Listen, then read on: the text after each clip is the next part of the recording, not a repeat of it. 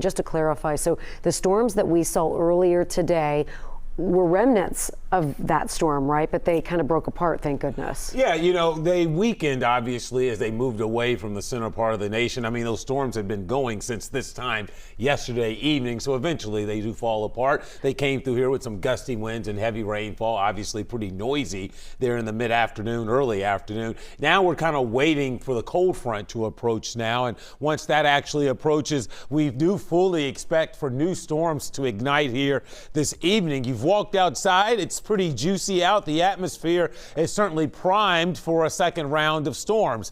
At the current moment, radar is pretty quiet for us here in the tri-state. Now, I am watching some storms to our southeast. I think these are going to stay away from most of the viewing area, but you can clearly look even at the structure of these storms here.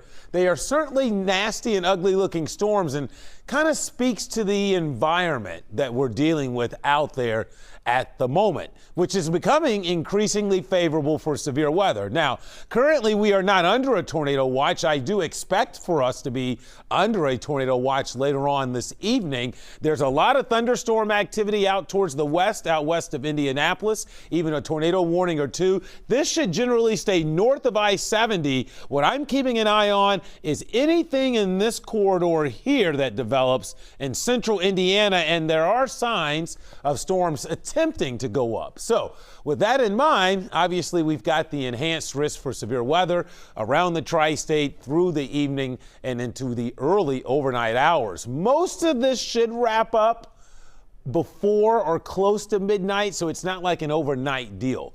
Look how temperatures have recovered out there. We're back into the mid-70s. That, of course, after the showers and storms we had early today. So let's talk about what we're facing here.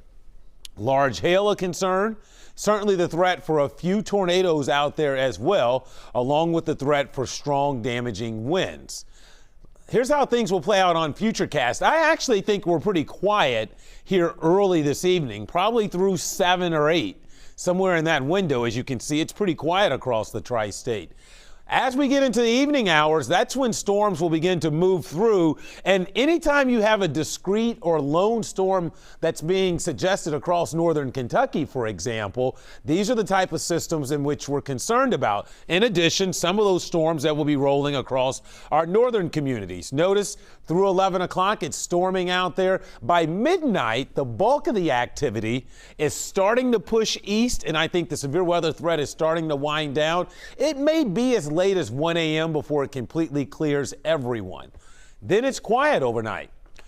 Early Wednesday looks pretty nice outside for us. The first half of the day should be quiet through noon, probably 3 or 4.